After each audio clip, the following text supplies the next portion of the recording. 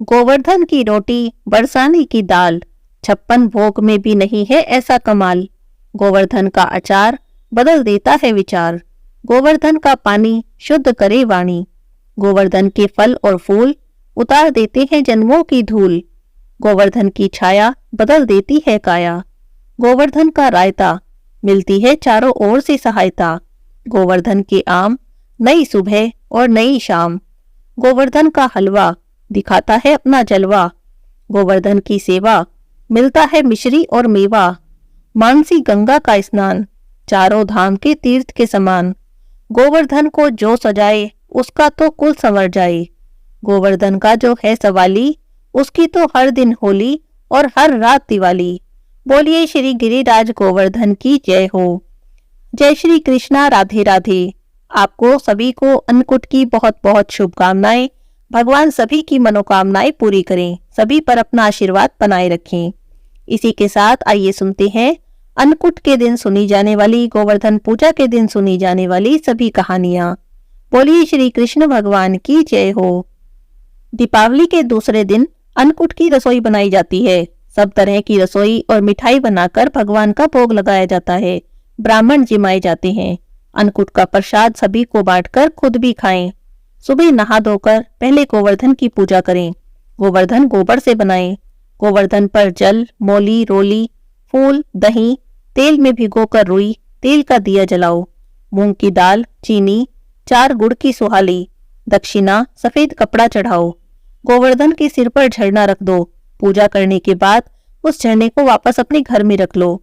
4 फेरी लगाओ, गोवर्धन के गीत गाओ और गोवर्धन की कथा सुनो।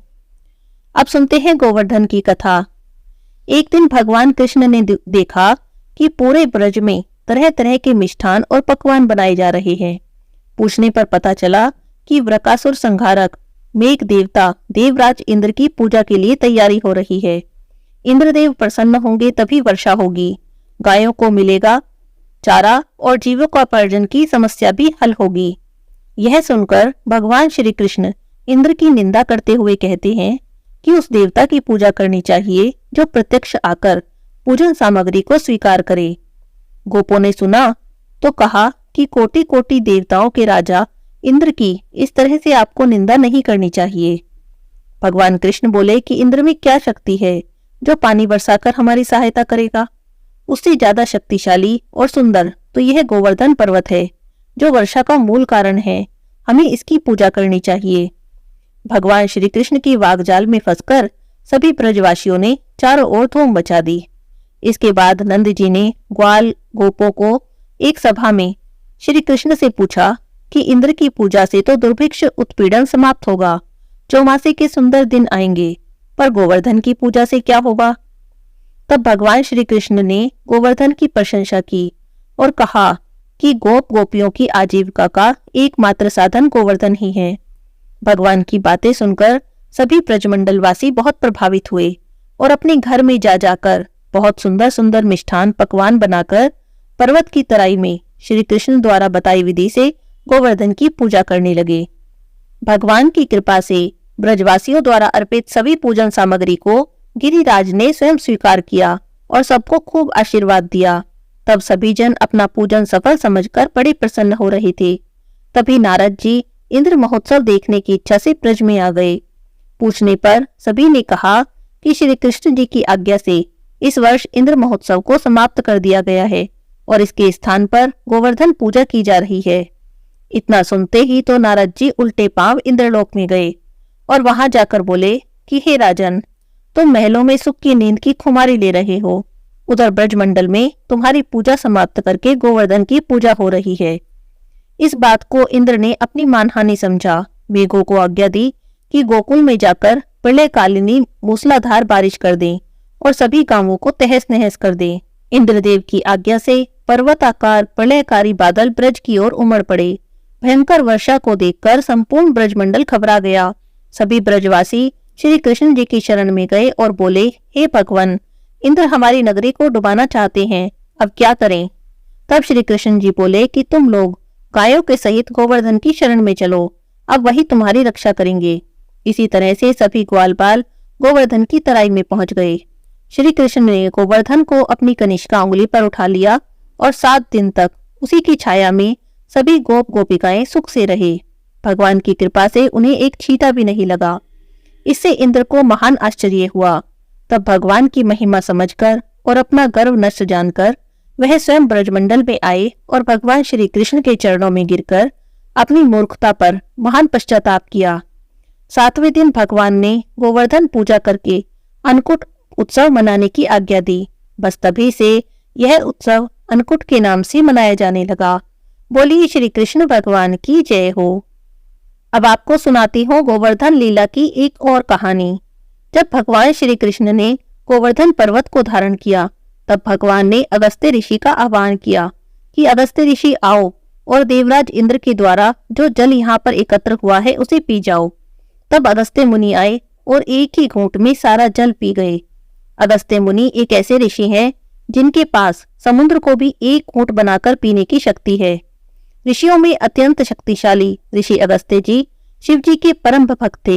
एक बार माता पार्वती, जो देवी अन्नपूर्णा भी कहलाती हैं, उन्होंने भगवान शंकर से निवेदन किया कि हे महादेव, मेरी इच्छा है कि मैं संसार के सभी साधु महात्माओं को भोजन कराऊं, इसीलिए आप सभी को आमंत्रित करें। इस पर शिव जी ने जो प्रतिष्ठित संत और ऋषि मुनि थे उनको स्वयं बुलाया और कुछ को बुलाने के लिए गणों को भेजा। इस तरह संसार के सभी साधु संत और ऋषि मुनियों को आमंत्रित किया। लाखों साधु संत और ऋषि मुनि वहां पर एकत्रित हो गए। माता पार्वती ने सैकड़ों व्यंजन भरपूर मात्रा में बनवाए, जिनको खा खाकर सभी साधु संत और ऋषि मुनि थक गए, पर व्यंजन ज्यों के त्यों पड़े थे। तब माता पार्वती ने शिव जी को ताना मारा, हे प्रभु, ये आप कैसी कैसी महात्मा लेकर आए हैं, जरा जरा सा खाते हैं, देखिए तो मेरा सारा भोजन ऐसे ही रखा है। ऐसे कोई महात्मा तो लेकर आते जो ज्यादा मात्रा में खाएं। तब शिव जी ने कहा, हे देवी, तुम तो स्वयं अन्नपूर्णा हो, तुम्हारा अन्न कोई कैसे तोड़ सकता है। तब माता पार्वती जी बोली कि नहीं, मुझे ऐसे तृप्ति नहीं हुई, मैं तो दोबारा ब्रह्मभोज देना चाहती हूँ, और इस बार ऐसे महात्मा को बुलाइए जो कम से कम एक परात भोजन तो खाएं। तब शिव जी ने देखा कि पार्वती जी के मन में अन्नपूर्णा होने का अभिमान है, इनका अभिमान तो हिलाना पड़ेगा। शिव जी सीधे अपने परम भक्त अगस्त्य ऋषि के पास गए और उन्होंने भोजन का निमंत्रण दिया और कहा कि आप हमारा आतिथ्य स्वीकार करें। मेरी प्रिय पत्नी ने ढेरों व्यंजन बनाए हैं, आपको भर पेट खाना है। अगस्त्य ऋषि ने आश्चर्य से कहा, हे प्रभु, ये आप क्या कह रहे हैं। तब महादेव जी बोले कि मैं सही कह रहा हूँ, आपको भर पेट खाना है, तो चलिए। तो माता पार्वती ने और भी ज्यादा व्यंजन बनाए। ऋषि अगस्त्य जी जाकर बैठ गए कि कहा, माता भोजन लाइए, बहुत भूख लगी है। पार्वती जी दासियों के साथ थालियों में भोजन लेकर आई। तब अगस्त्य ऋषि जी बोले कि छोटे छोटे बर्तनों से बात नहीं बनेगी, पूरे पात्र ले आओ। अगस्त्य ऋषि एक बार में पूरा पात्र खाली कर देते और फिर कहते कि और लाओ। कुछ देर में तो अन्नपूर्णा माता की सारी व्यवस्था चरमराने लगी। अब माता पार्वती भी सोचने लगी कि ये कैसे ब्राह्मण हैं, इतना सारा खाना खाते हैं। लेकिन पार्वती जी ने भी हार नहीं मानी, फिर से रसोई लगवाई, दोबारा भोजन बनाया, दोबारा खाली हो गया। तीसरी बार भोजन बनाया, तीसरी बार भी खाली हो गया, लेकिन ऋषि का पेट नहीं भरा। तब माता पार्वती जी को अपनी भूल का एहसास हुआ। उन्होंने भगवान शिव से क्षमा मांगी और कहने लगी, हे महादेव जी, अब आप ही मेरे इलाज बचाओ। अगर इन साधु का पेट नहीं भरा तो सारे संसार में मेरी जग हंसाई हो जाएगी कि कैसी अन्नपूर्णा है जो एक साधु का पेट नहीं भर सकी। तब शिव जी ने कहा कि यह बात तो मेरी सीमा से बाहर हो गई, अब तो नारायण ही लाज बचाएंगे। हे देवी, आप नारायण का स्मरण करो, मैं उनके पास जाता हूँ। माता पार्वती कैलाश पर बैठकर ही नारायण का स्मरण करने लगी। शिव जी चले गए नारायण के पास। तो बोलिए, भगवान ने कहा कि कैसे आए हैं। भगवान बोले कि मैं सब जानता हूँ क्या हो रहा है, इसीलिए मुझे जाना ही होगा। भगवान विष्णु एक साधु का वेश बनाकर आए और अगस्त्य ऋषि के बराबर में आसन लगाकर बैठ गए। पत्तल लगाई और थोड़ा सा भोजन परोसा, जिसको खाकर भगवान ने अपने पेट पर हाथ फेरा और बोले कि मैं तो तृप्त हो गया, मैं तो तृप्त हो गया।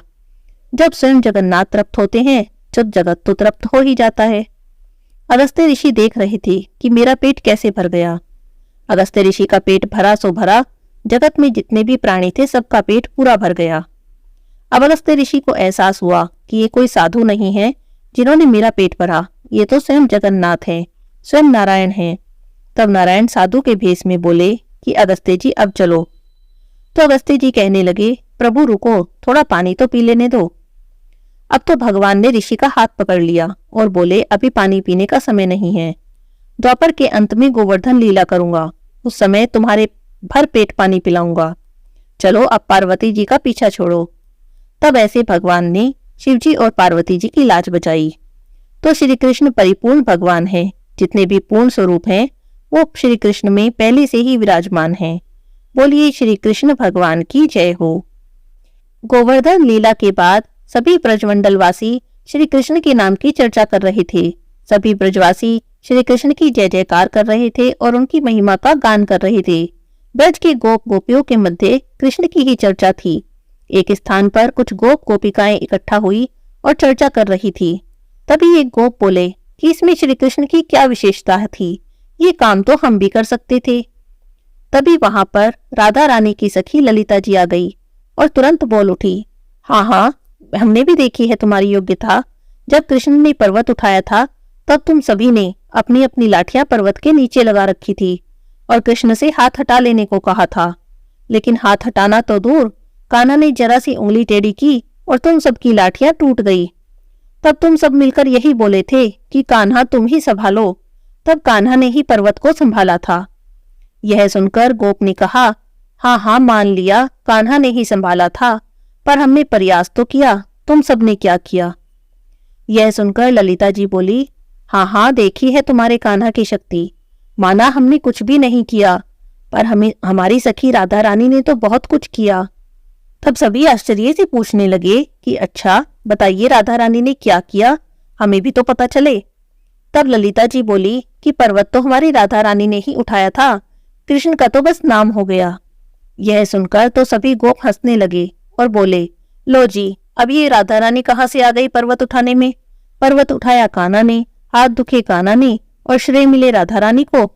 7 दिन तक एक स्थान पर खड़े रहे कान्हा, न भूख की चिंता, न प्यास की, न थकान का कोई भाव और न ही दर्द का। सब कुछ किया कान्हा ने और श्रेय मिलेगा राधा रानी को। तब ललिता जी बोली, लगता है जिस समय कान्हा ने पर्वत उठाया उस समय तुम लोग कुछ और ही बातें कर रहे थे, कहीं और ही देख रहे थे, नहीं तो तुम्हें भी पता चल जाता कि पर्वत तो राधा रानी ने ही उठाया था। तब सभी गोप बोले कि ऐसी प्रलयकारी स्थिति में कहीं और जाकर क्या हमें मरना था। एक कृष्ण ही तो हम सबका आश्रय थे, जिन्होंने हम सबके प्राणों की रक्षा की। तब ललिता जी बोली, तुम सब वहीं थे, तब भी तुम्हें नहीं पता चला कि पर्वत राधा रानी ने उठाया था। सभी कहने लगे कि हमने तो ऐसा कुछ भी नहीं देखा। तब ललिता जी बोली, अच्छा बताओ, कान्हा ने पर्वत किस हाथ से उठाया था। तो सब बोले कि कान्हा ने तो पर्वत अपने बाएं हाथ से ही उठा लिया था, दाएं हाथ की तो आवश्यकता ही नहीं पड़ी। ललिता जी बोली, तभी तो मैं कहती हूँ कि पर्वत हमारी राधा रानी ने उठाया था, कृष्ण ने नहीं। कृष्ण अगर अपनी शक्ति से पर्वत उठाते तो दाएं हाथ से उठाते, पर उन्होंने बाएं हाथ से पर्वत उठाया, क्योंकि किसी भी पुरुष का दायां भाग उसका स्वयं का और बायां भाग स्त्री का प्रतीत होता है। जब कान्हा ने पर्वत उठाया तो उन्होंने राधा रानी का स्मरण किया, तब पर्वत उठाया। इसी कारण पर्वत को बाएं हाथ से उठा पाए। कृष्ण के स्मरण करने पर श्री राधा रानी उनकी शक्ति बनकर स्वयं पर्वत को धारण कर गई। अब किसी के पास भी ललिता जी के इस तर्क का कोई उत्तर नहीं था। सभी निरुत्तर हो गए थे और ललिता जी राधे राधे करते हुए वहां से चली गई। सत्य ही है, राधे रानी तो भगवान कृष्ण की शक्ति है। जब भी भगवान कृष्ण कोई विशेष कार्य करते हैं तब अपनी शक्ति का स्मरण करते हैं और राधा रानी जी श्री कृष्ण की शक्ति बनकर सदैव कृष्ण के साथ रहती हैं। इसीलिए तो कहा जाता है, श्री कृष्ण को प्राप्त करना है तो राधा रानी को प्रसन्न कीजिए। जहाँ राधा रानी होगी वहां तो कृष्ण अपने आप ही आ जाएंगे। बोलिए जय जय श्री राधे। अब सुनते हैं गणेश जी की कहानी। बोलिए गणेश गजानन की जय हो। एक बार गणेश जी एक छोटे से बालक का रूप बनाकर चुटकी में चावल और चमचे में दूध लेकर निकले। हर किसी से कहने लगे कि कोई मेरी खीर बना दो, कोई मेरी खीर बना दो। लेकिन सब लोग हंसने लगे, भला इतने से चावल और दूध की भी कहीं खीर बनेगी। आगे चले तो एक बुढ़िया माई बैठी थी। कहने लगे, माई मेरी खीर बना दो। तब बुढ़िया बोली, अच्छा ला, मैं बना दूं तेरी खीर। ऐसा कहकर छोटा सा बर्तन चूल्हे पर चढ़ाने लगी। तब गणेश जी बोले, दादी माँ इतने छोटे से बर्तन को क्यों चढ़ा रही हो? तुम्हारे घर में जो सबसे बड़ा बर्तन हो वही चढ़ा दो। अब बुढ़िया माई ने बात मानी, सबसे बड़ा बर्तन चूल्हे पर चढ़ा दिया। उसमें दूध चावल गिरे तो देखती क्या है, जो थोड़े से चावल और दूध बर्तन में डाला था, बर्तन तो पूरा भर गया। तब गणेश जी बोले, दादी जी मैं नहा कर आता हूँ। थोड़ी देर में खीर बनकर तैयार हो गई। तो बुढ़िया माई के पोते पोती खीर खाने के लिए रोने लगे। बुढ़िया माई ने कहा, गणेश जी तेरे भोग लगे। ऐसा कहकर चूल्हे में थोड़ी सी खीर डाली और कटोरी भर भर के खीर बच्चों को दे दी। बुढ़िया माई की पड़ोसन ऊपर से देख रही थी। बुढ़िया माई ने सोचा, इसे खीर न दी तो चुगली कर देगी। एक कटोरा भर के खीर उसे भी दे दी।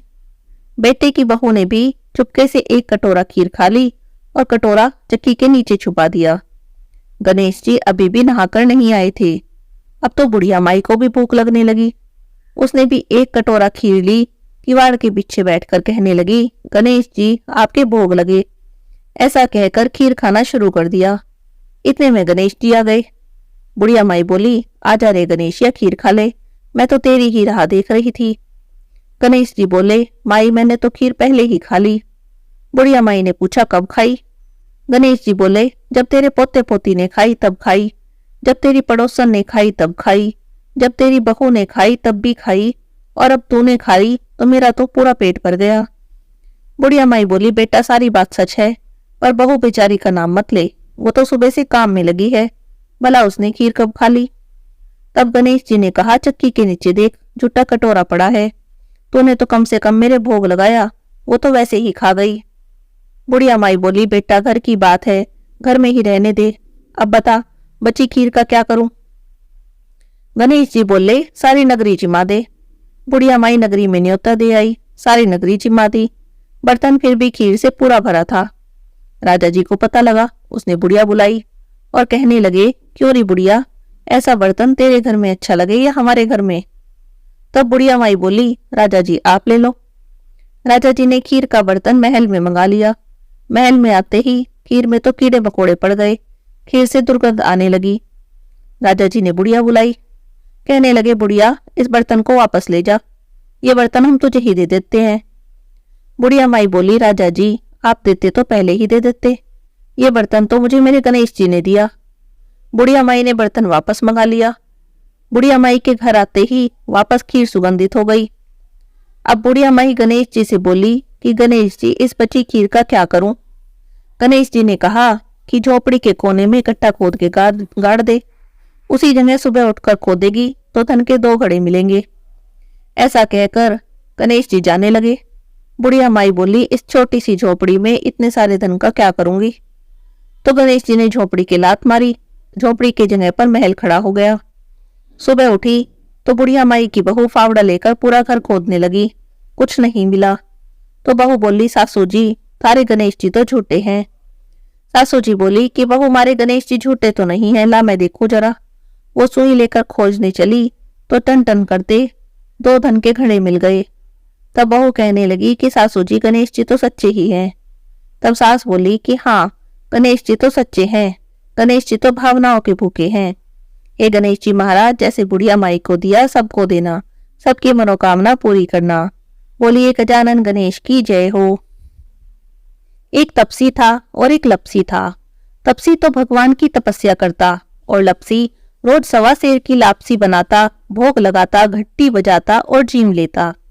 एक दिन दोनों में झगड़ा हो गया। तपसी बोला कि मैं बड़ा हूँ, लपसी कहने लगा कि नहीं मैं बड़ा हूँ। तपसी बोला कि मैं रोज भगवान की तपस्या करता हूँ, इसीलिए मैं ही बड़ा हूँ।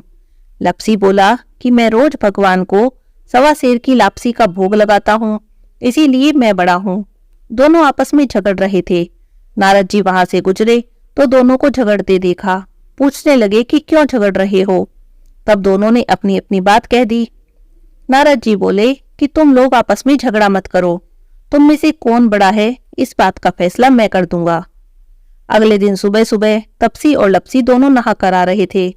नारद जी ने दोनों के रास्ते में 1.25 करोड़ की अंगूठी रख दी। तपसी ने अंगूठी देखी तो उसने तुरंत उठा ली। इतनी कीमती अंगूठी देखकर उसके मन में लालच आ गया। सोचने लगा कि बड़ी कीमती अंगूठी है, इसे बेचूंगा, बहुत सारे पैसे मिलेंगे।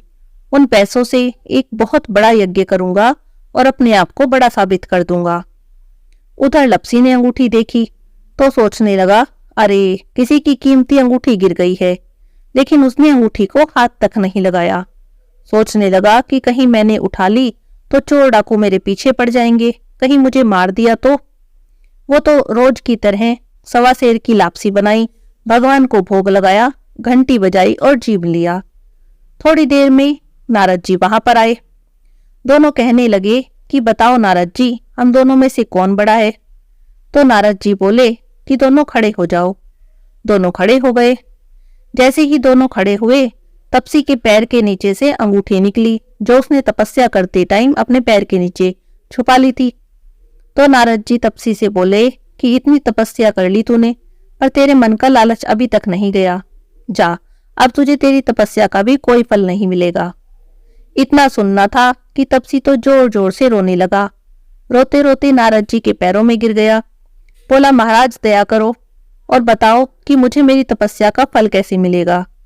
तब नारद जी बोले कि जो अपने घर में गाय कुत्ते की रोटी नहीं बनाएगा तो उसकी तपस्या का फल तुझे मिल जाएगा। दीवा जलाकर हाथ नहीं जोड़ेगा, ब्राह्मण को भोजन कराकर दक्षिणा नहीं देगा, तब उसकी तपस्या का फल तुझे मिल जाएगा। साड़ी देकर भेंट नहीं देगा तो उसकी तपस्या का फल तुझे मिल जाएगा। जो सारी कहानी कहकर तेरी कहानी नहीं कहेगा, तब उसके सारे पुण्य सारे फल तुझे मिल जाएंगे। बस तभी से सभी कथा कहानी के साथ तपसी लपसी की कहानी जरूर सुननी चाहिए, नहीं तो किसी भी कथा कहानी का फल नहीं मिलता। श्री गोवर्धन जी की भजन आरती। बोले श्री गोवर्धन महाराज की जय हो। श्री गोवर्धन महाराज महाराज, तेरे माथे मुकुट विराज रयो। श्री गोवर्धन महाराज महाराज, तेरे माथे मुकुट विराज रयो। तो पे पान चढ़े तो पे फूल चढ़े, तो पे पान चढ़े तो पे फूल चढ़े, तो पे चढ़े दूध की धार ओ धार। तेरे माथे मुकुट विराज रयो। श्री गोवर्धन महाराज, तेरे माथे मुकुट विराज रयो। तेरे कानन कुंडल साज रयो, तेरे कानन कुंडल साज रयो। ठोड़ी पे हीरा लाल ओ लाल, तेरे माथे मुकुट विराज रयो। श्री गोवर्धन महाराज महाराज, तेरे माथे मुकुट विराज रयो। तेरे गले में कंठा सोने को, तेरे गले में कंठा सोने को। तेरी झांकी बनी विशाल ओ विशाल, तेरे माथे मुकुट विराज रयो। तेरी झांकी बनी विशाल ओ विशाल, तेरे माथे मुकुट विराज रयो। श्री गोवर्धन महाराज, तेरे माथे मुकुट विराज रयो। श्री गोवर्धन महाराज, तेरे माथे मुकुट विराज रयो। तेरी 7 कोस की परिक्रमा, तेरी 7 कोस की परिक्रमा। और चक्लेश्वर विश्राम विश्राम, तेरे माथे मुकुट विराज रयो। श्री गोवर्धन महाराज महाराज, तेरे माथे मुकुट विराज रयो। श्री गोवर्धन महाराज, तेरे माथे मुकुट विराज रयो। बोले श्री गिरिराज गोवर्धन महाराज की जय हो। भगवान सभी पर अपनी कृपा बनाएं और सभी की मनोकामना पूरी करें।